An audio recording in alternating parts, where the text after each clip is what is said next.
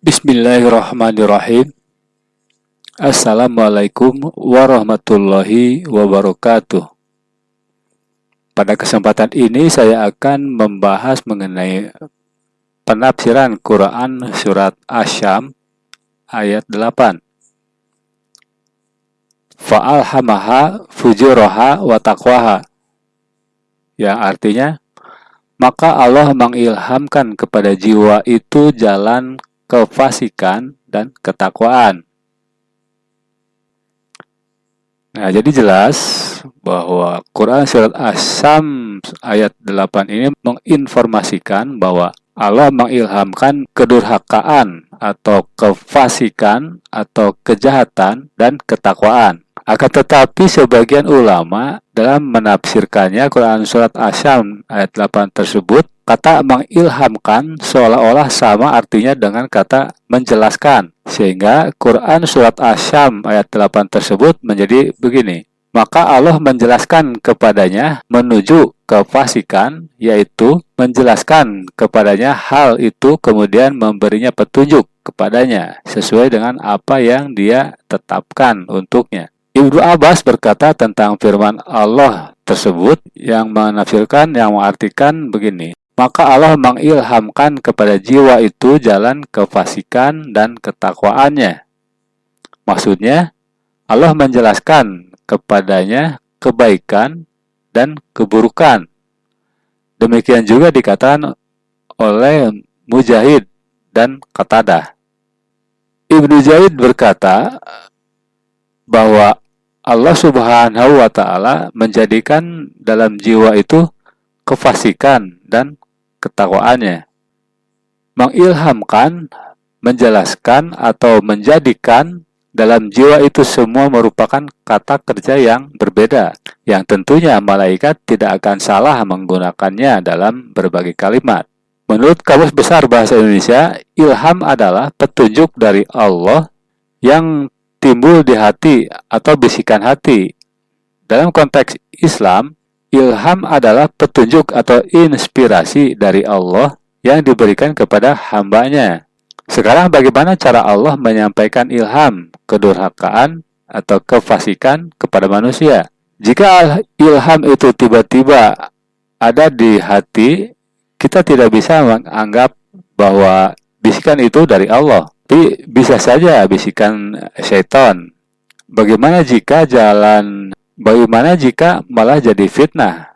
Yang sebenarnya itu bisikan dari syaitan, kemudian kita anggap bahwa itu bisikan dari Allah. Bagaimana jika demikian? Nah, pandangan saya begini.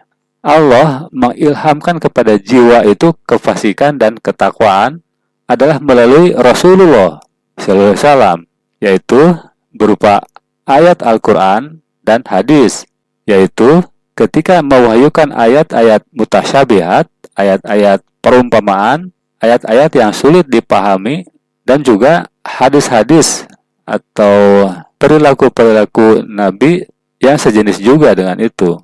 Oleh karena itu, tidak heran jika ajaran umat Islam banyak terjadi perbedaan paham, karena ada yang mendapatkan ilham kefasikan dan ada yang mendapatkan ilham ketakwaan.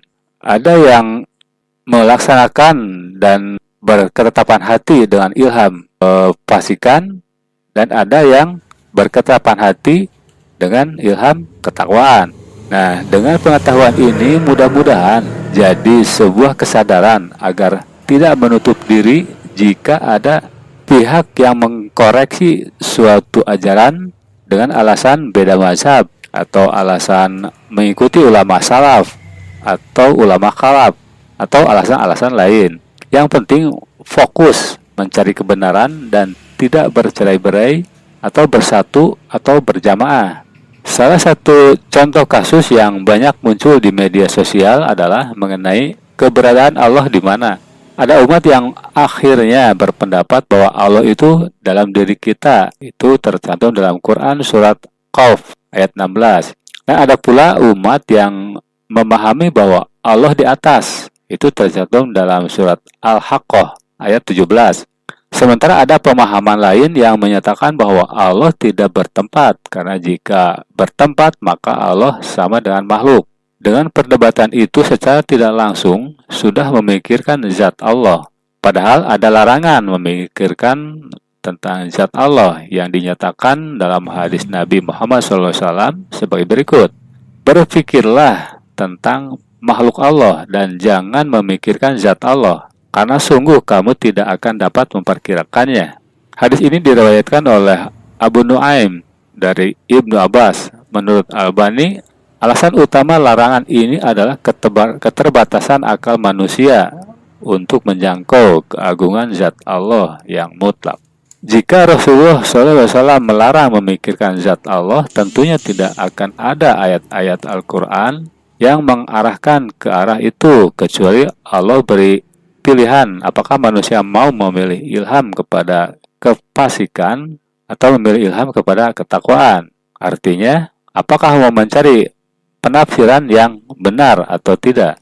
Penafsiran saya mengenai umat yang beranggapan Allah ada pada diri kita, itu adalah menyangkut kemampuan Allah mengetahui hati dan pikiran manusia yang ditugaskan kepada malaikat. Sementara ketika umat beranggapan bahwa Allah ada di atas, itu hanya untuk memustahilkan Allah bertempat di bawah tanah atau di dalam tanah ataupun di muka bumi yang kecil dan kotor. Dan ketika menunjukkan Allah di atas, sebenarnya itu tidak menunjukkan posisi yang spesifik. Sebab ketika kita tunjuk ke atas pagi dan sore, siang dan malam, itu sudah menunjukkan posisi yang jauh. Ketika menunjuk ke atas siang hari, maka akan menunjukkan tempat ke arah matahari. Sedangkan jika menunjuk ke atas malam hari, itu akan menunjukkan posisi menjauhi matahari. Bisa dibayangkan?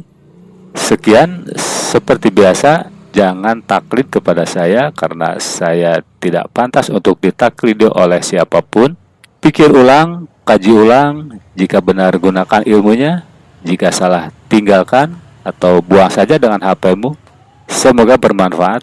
Wassalamualaikum warahmatullahi wabarakatuh.